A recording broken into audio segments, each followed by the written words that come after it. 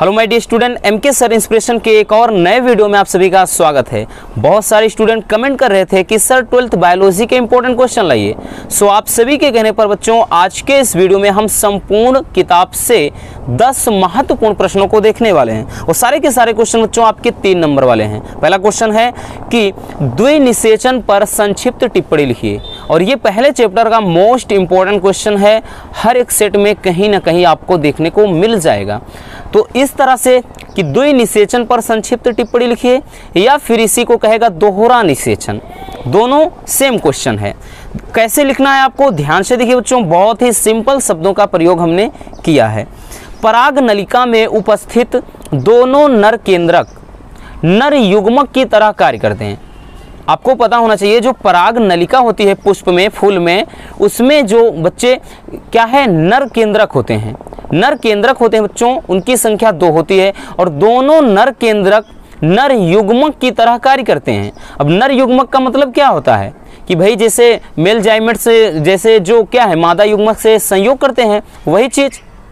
तो दोनों क्या करते हैं नर युग्मक की तरह कार्य करते हैं और भ्रूण कोश में पहुंचने के बाद यानी जब ये केंद्रक नर केंद्रक भ्रूण कोश में पहुंचते हैं तो पहुंचने के बाद इनमें से एक नर युग्मक वास्तविक मादा युग्मक यानी अंड कोशिका से मिल जाता है। एक नर युग्मक क्या करेगा, मादा युग्मक अर्थात अंड कोशिका के अंदर प्रवेश करके केंद्रक के साथ संलयित हो जाता है यानी संलयन कर लेता है या निषेचन कर लेता है, तथा दूसरा नर युग्मक 2 ध्रुवीय केंद्रकों द्वारा बने द्वितीयक केंद्रक की ओर पहुंचकर उसे निषेचित करता है। ठीक, मतलब पहला केंद्रक क्या करता है बच्चों, पहला जो युग्मक होता है वो अंड कोशिका में प्रवेश कर जाता है और दूसरा जो युग्मक होता है वो द्विध्रुवीय केंद्रक द्वारा बने यानी द्वितीयक केंद्रक की ओर पहुंचकर निषेचित हो जाता है।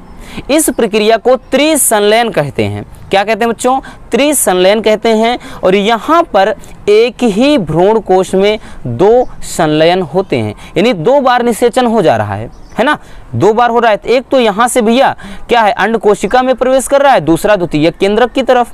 तो इस प्रकार क्या हो गया, यहाँ पर एक ही भ्रूण कोश में 2 संलयन हो रहे हैं यानी 2 निषेचन हो रहे हैं। इस प्रक्रिया को ही द्विनिषेचन या दोहरा निषेचन कहते हैं। बात समझ में आई बच्चों, बहुत ही सिंपल सी परिभाषा है। आप बहुत सारी बुक्स में देखोगे बहुत ही डिफिकल्ट लिखा है, तो हमने सरल शब्दों का प्रयोग किया है ताकि आपको अच्छे से समझ में आ जाए। तो पहले स्क्रीनशॉट कर लीजिए, उसके बाद हम आगे क्वेश्चन को देखते हैं। दूसरा क्वेश्चन है बच्चों, असंग जनन क्या है और इसका क्या महत्व है। ये क्वेश्चन भी बोर्ड एग्जाम में आपकी साल पूछा गया था और इसके पहले वाला भी। ठीक, सारे ये मान के चलिए बच्चों जो क्वेश्चन हमने आज उठाया है आपके 99% श्योर हैं, जरूर आपको बोर्ड एग्जाम में दिखाई पड़ेंगे। इसमें कोई दो राय नहीं है, इसलिए बहुत ही अच्छे तरीके से इन क्वेश्चन को तैयार करके जाना। असंग जनन क्या है और इसका क्या महत्व है, ध्यान से समझिएगा। देखिए, कुछ पौधे ऐसे होते हैं जिनमें बिना अर्धसूत्री विभाजन के ही नए पौधे का निर्माण होता है।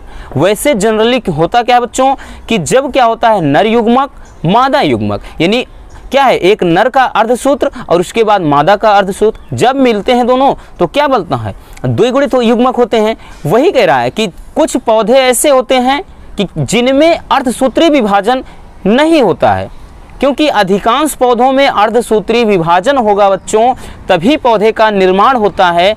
लेकिन कुछ पौधे ऐसे होते हैं जिनमें बिना अर्धसूत्री विभाजन के ही नए पौधे का निर्माण हो जाता है। ठीक, अर्धसूत्री विभाजन की अनुपस्थिति में नए पौधे के निर्माण की इस प्रक्रिया को असंग जनन कहते हैं। ठीक, बात समझ में आई। सिंपल सा लॉजिक है बच्चों, कुछ रटना नहीं है, बस इतना ध्यान में रखना है कि कुछ पौधे ऐसे होते हैं जिनमें बिना अर्धसूत्री विभाजन यानी बिना निषेचन के ही क्या हो जाता है नए पौधे का निर्माण हो जाता है और अर्धसूत्री विभाजन की अनुपस्थिति के बिना नए पौधे के निर्माण की इस प्रक्रिया को ही अपन क्या बोलते हैं असंग जनन कहते हैं। और असंग जनन मुख्य रूप से 2 प्रकार का होता है। पहला कायिक जनन। देखिए, कायिक जनन का मतलब जिसमें बच्चों कलिका भाग से या फिर कलम जिसकी लगाते हैं वो चीज़। कायिक जनन क्या होता है, इस प्रकार के प्रजनन में बीज नहीं बनता है और किसी कलिका से ही नए पौधे का जन्म होता है।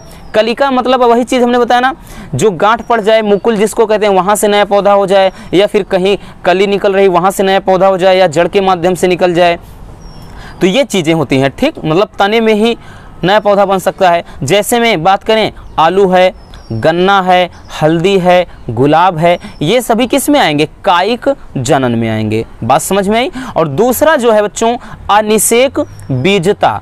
अनिषेक बीजता क्या है? इस प्रकार का प्रजनन बीज द्वारा होता है, यानी इनका प्रजनन तो बीज के द्वारा होता है, लेकिन बीज के बनने में यहाँ से संयुग्मन एवं अर्धसूत्री विभाजन नहीं होता है। यानी प्रजनन तो बीज के द्वारा होता है, लेकिन बीज के बनने में संयुग्मन और अर्धसूत्री विभाजन ये प्रक्रिया नहीं होती है।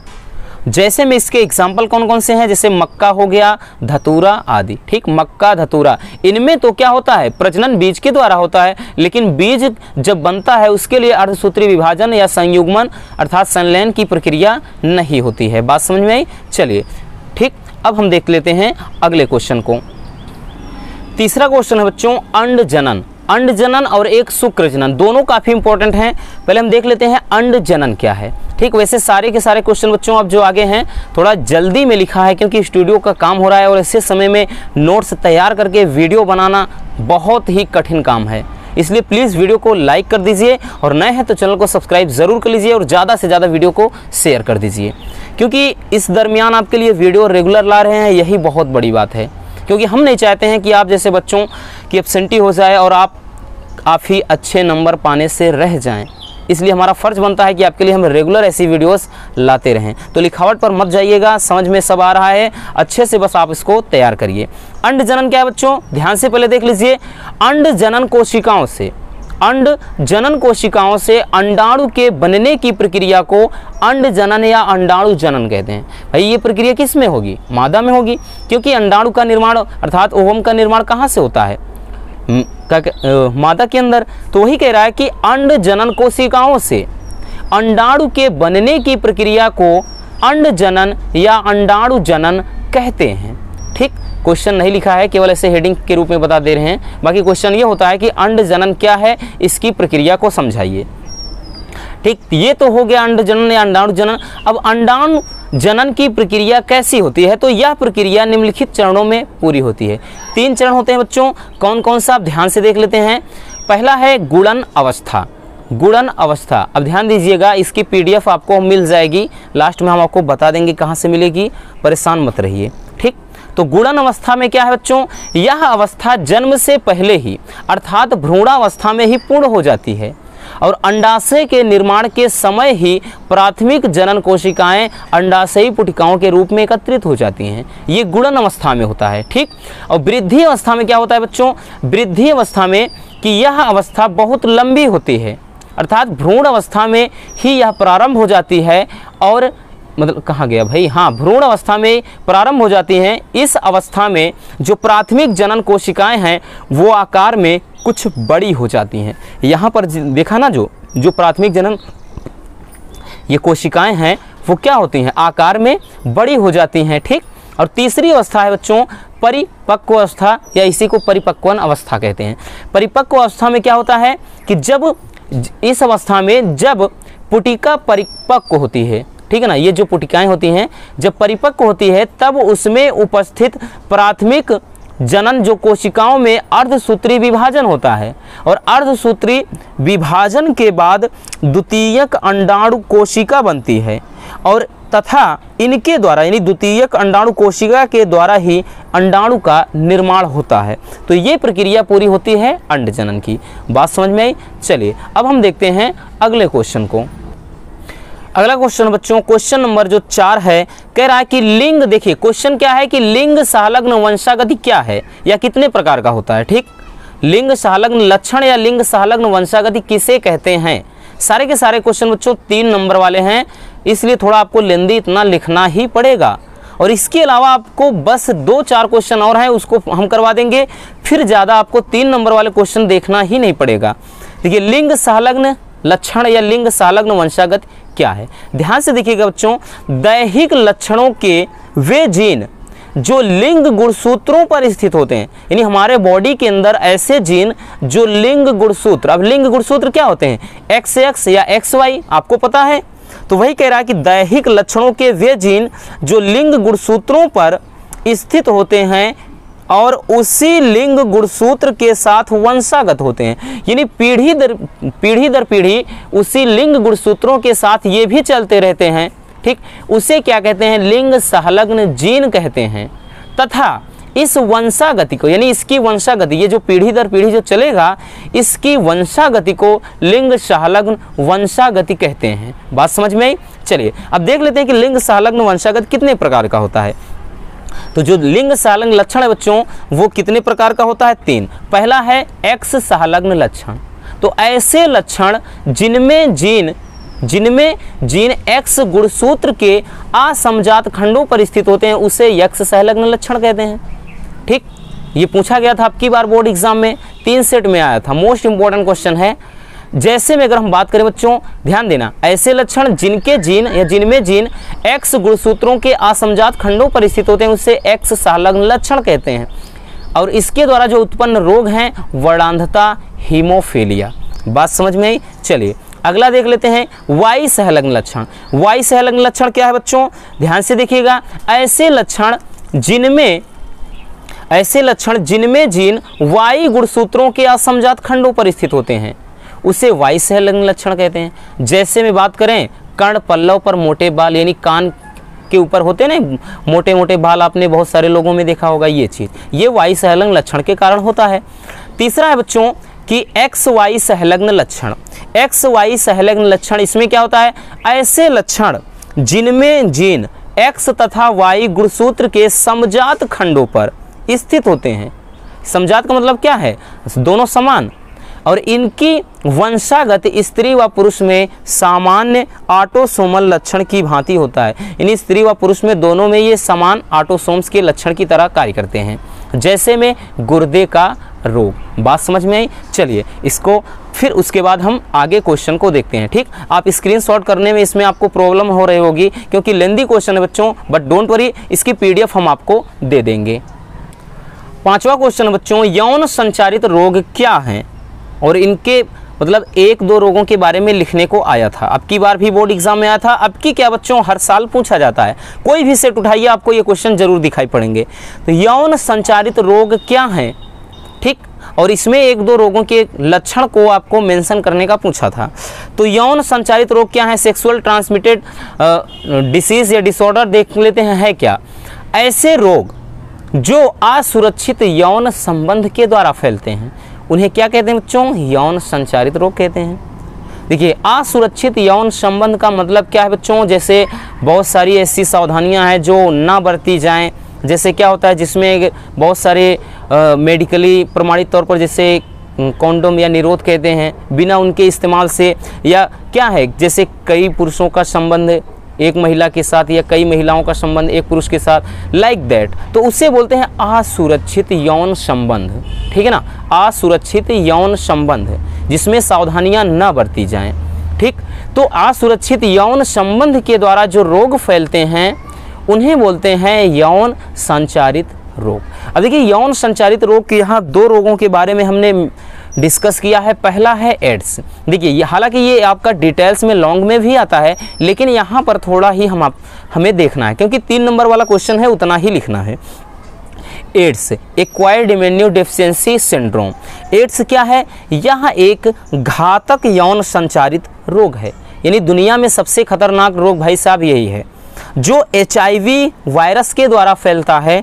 और प्रारंभ में तो इसके लक्षण दिखाई नहीं देते हैं, लेकिन जब तक पता चलता है तब तक यह पूरे शरीर को प्रभावित कर चुका होता है।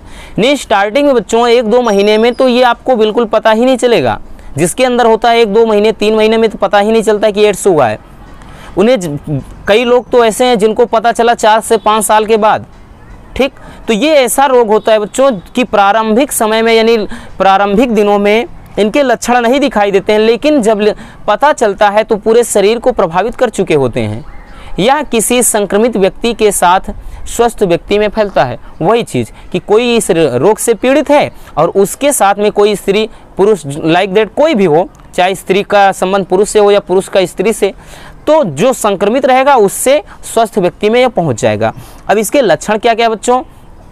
लक्षण निरंतर ज्वर यानी बुखार आना, पेशियों में दर्द होना, रात को अचानक से पसीना आना और शरीर के भार में निरंतर कमी होना, ये सभी क्या है इसके लक्षण हैं। ठीक है ना। अगला देख लेते हैं। अगला जो रोग है यौन संचारित रोग, वो है बच्चों सुजाक। सुजाक या इसी को क्या बोलते हैं?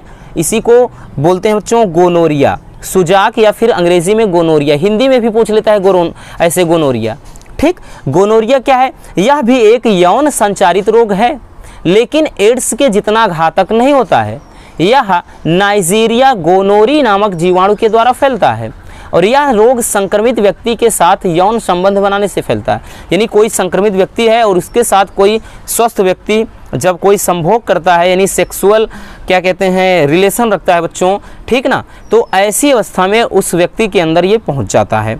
इसके लक्षण क्या है? मूत्र मार्ग में अत्यंत जलन होना, ठीक, स्त्रियों में माहवारी प्रभावित होना, ठीक है ना, और उसके बाद जनन अंग में सूजन, जनन अंग में सूजन आना, ये क्या होते हैं? इसके लक्षण हैं। बात समझ में आई? चलिए अब हम देख लेते हैं अगले क्वेश्चन को।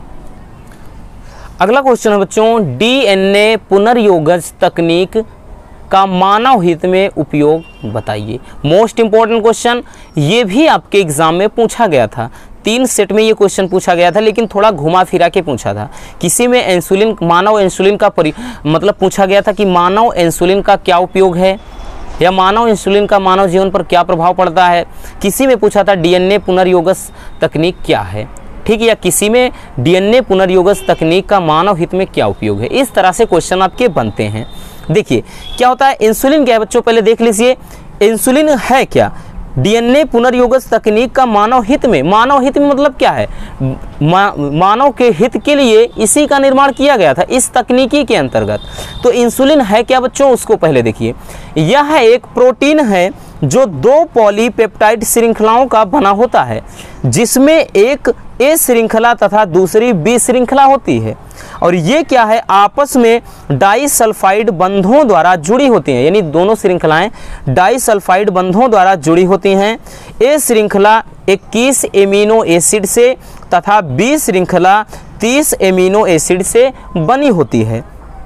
फिर आगे है बच्चों कि वयस्कों में होने वाले मधुमेह का नियंत्रण इंसुलिन के द्वारा ही संभव है। हमें पता है कि जो क्या है इंसुलिन रोग होता है कि मनुष्यों में इंसुलिन रोग कह रहे हैं कि मनुष्यों में जो डायबिटीज़, मधुमेह या शुगर बहुत नाम से जाना जाता है, तो वयस्क में होने वाले मधुमेह बोले या फिर आप शुगर या फिर डायबिटीज़ का जो नियंत्रण होता है बच्चों इंसुलिन के द्वारा ही संभव है। और प्राकृतिक रूप से इंसुलिन का स्राव मानव के मतलब मनुष्य के अग्नाशय में उपस्थित बीटा कोशिकाओं के द्वारा होता है। आपको पता है कि जो अग्नाशय होती है उसमें बीटा कोशिकाओं में इंसुलिन का स्राव होता है, और इंसुलिन के अल्प स्राव से ही मधुमेह हो जाता है।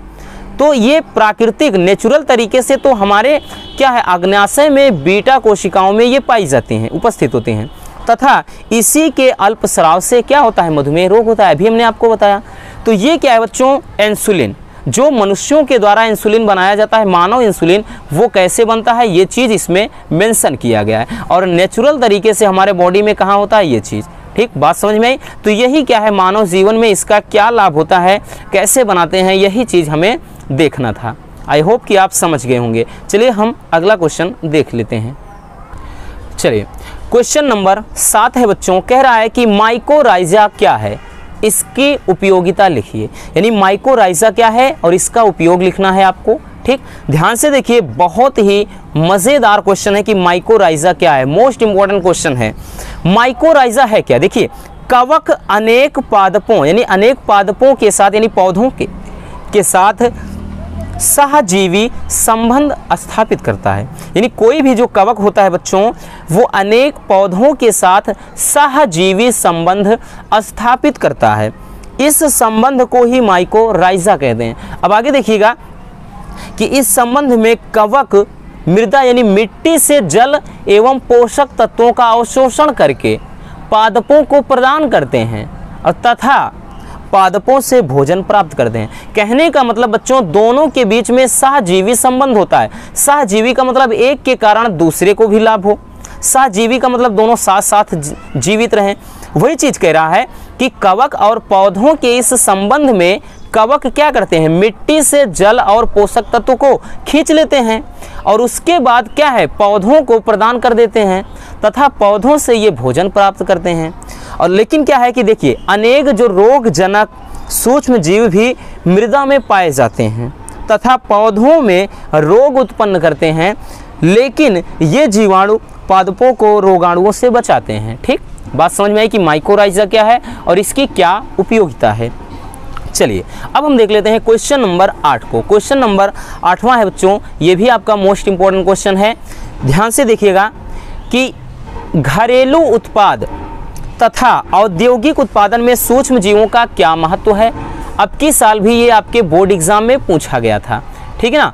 तो घरेलू उत्पाद में यानी जो हम क्या है, दैनिक जीवन में जो प्रोडक्ट यूज़ करते हैं और एक औद्योगिक तरीके से, उसमें सूक्ष्म जीवों का क्या महत्व है।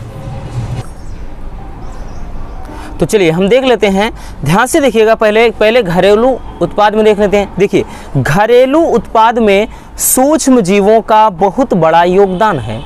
इनके द्वारा विभिन्न खाद्य पदार्थों का उत्पादन होता है।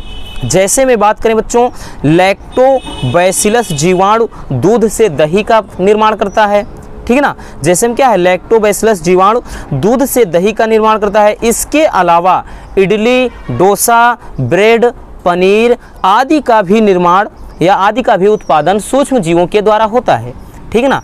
यानी हमारे घरेलू उत्पाद में जैसे क्या है, इडली है, डोसा है, ब्रेड है, पनीर है, दही है, ये सारी चीज़ें हम जो बनाते हैं बच्चों, वो सूक्ष्म जीवों के ही द्वारा इसका उत्पादन होता है। जबकि औद्योगिक क्षेत्र में भी ध्यान दीजिए, औद्योगिक क्षेत्र में भी सूक्ष्म जीवों का बहुत बड़ा योगदान है। ईस्ट या खमीर जिसको बोलते हैं, ईस्ट बच्चों, ईस्ट के द्वारा ध्यान से देखिएगा कि ईस्ट का जो प्रयोग है प्राचीन काल से ही वाइन, बियर, विस्की, ब्रांडी, रम आदि के उत्पादन में किया जा रहा है। जो ईस्ट हैं इनका प्रयोग प्राचीन काल से यानी बहुत लंबे समय से ही वाइन, बियर, विस्की, ब्रांडी, रम यानी शराब, ये एल्कोहल हैं सब, इनके उत्पादन में किया जा रहा है। और बात करें बच्चों प्रमुख जो एंटीबायोटिक पेनिसिलिन का उत्पादन भी यानी औषधि, देखिए इसके साथ औषधि में भी इसका उपयोग है कि प्रमुख एंटीबायोटिक पेनिसिलिन का उत्पादन भी पेनिसिलियम नोटेटम नामक सूक्ष्म जीव से होता है। यानी अगर हम बात करें बच्चों, सूक्ष्म जीवों का हमारे लाइफ में बहुत बड़ा योगदान है। घरेलू उत्पाद, औद्योगिक क्षेत्र, साथ ही साथ मेडिकल, ठीक है ना, चिकित्सा क्षेत्र में भी ये बहुत ही क्या है, महत्वपूर्ण है, यानी बहुत ही लाभदायक है। बात समझ में आई। चलिए अब हम देख लेते हैं अगले क्वेश्चन को। 9वां क्वेश्चन बच्चों, जैव विविधता की क्षति के क्या कारण है। ठीक, कि जैव विविधता की क्षति के क्या कारण है। मोस्ट इंपॉर्टेंट क्वेश्चन है, अब की साल भी 2 से 3 सेट में आया था। यकीन नहीं है तो जाके देख लीजिए। इसलिए कह रहे हैं कि ये काफ़ी ज़्यादा इंपॉर्टेंट है। इस वीडियो को अगर आपने देख लिया एंड तक बच्चों और सारे क्वेश्चन को अच्छे तरह से आपने कॉपी में लिख लिया, तैयार कर लिया, तो यकीन मानिए आपके 20 से 25 नंबर कहीं नहीं जाने वाले हैं।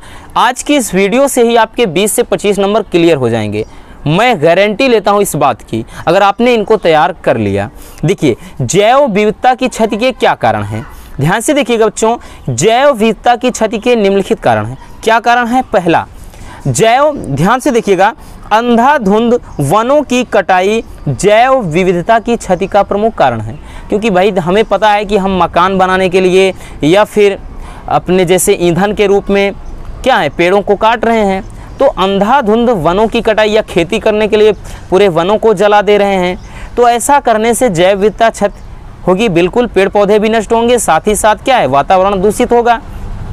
ठीक, तो इससे क्या है, जैव विविधता की क्षति होगी।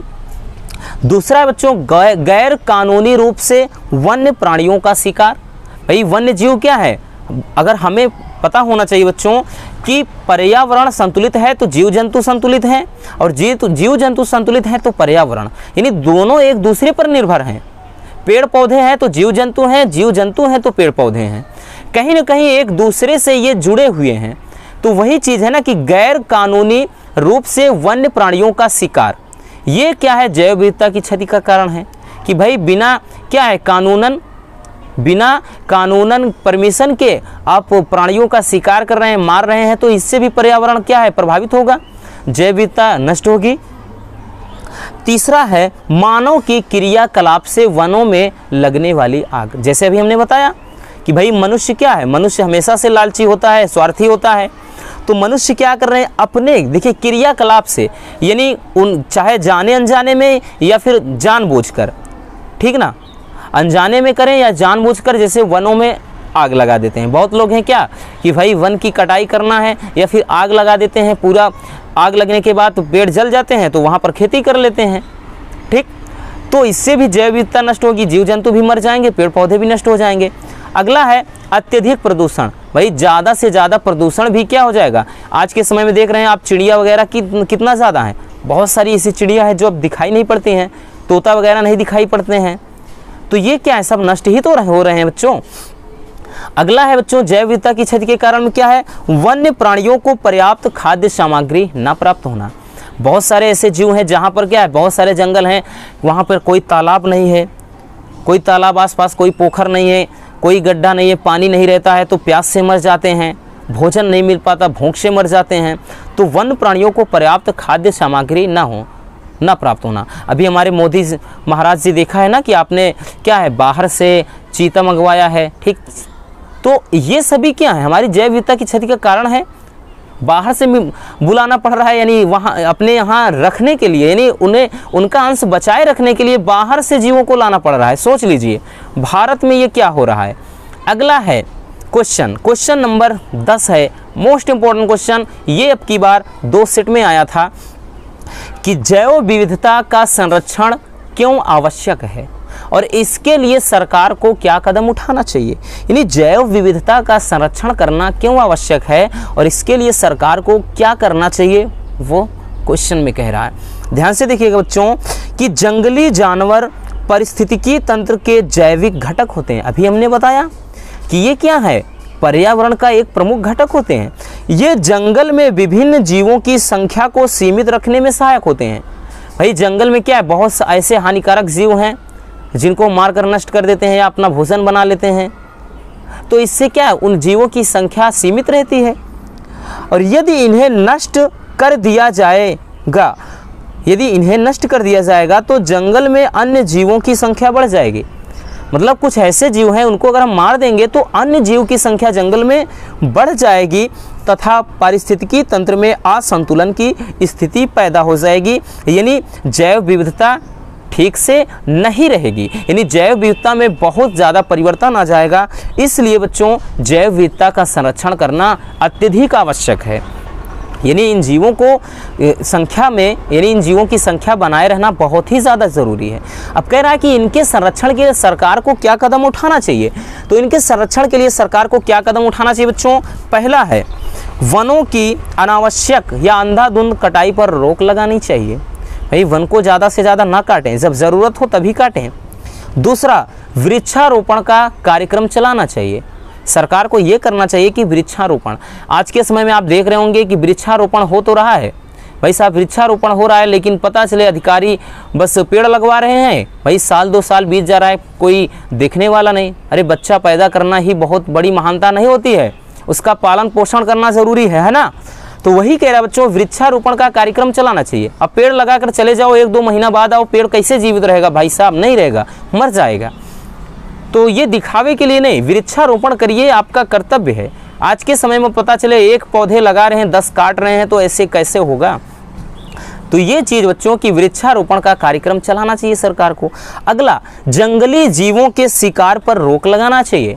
भाई जंगली जो जीव हैं उनके शिकार पर रोक लगाना चाहिए। हाँ, अगर वो क्या है हमारे लिए खतरा पैदा करते हैं, तब ऐसी सिचुएशन में भाई हम उन्हें मार सकते हैं, लेकिन बाकी ऐसे बिना मतलब के जंगली जानवरों का शिकार नहीं करना चाहिए, ठीक है ना। तो बस आज के इस वीडियो में इतना ही। आई होप कि आज की वीडियो आपको बहुत पसंद आई होगी। बहुत सारे वीडियो, मतलब बहुत सारे स्टूडेंट पिछले कई दिनों से कमेंट कर रहे थे इस वीडियो के लिए, तो फाइनली आज ये आपके लिए हम लाए हैं। बाकी और सीरीज़ लाएंगे, तो मिलते हैं किसी और ऐसे मज़ेदार वीडियो के साथ। अगर वीडियो पसंद है तो प्लीज़ वीडियो को लाइक कर देना, नए हैं तो चैनल को सब्सक्राइब ज़रूर कर लीजिए। Love you, bye bye. Take care. और हाँ, इसकी PDF आपको टेलीग्राम ग्रुप में शाम तक मिल जाएगी, लिंक डिस्क्रिप्शन में है, वहाँ से ज्वाइन हो जाइए।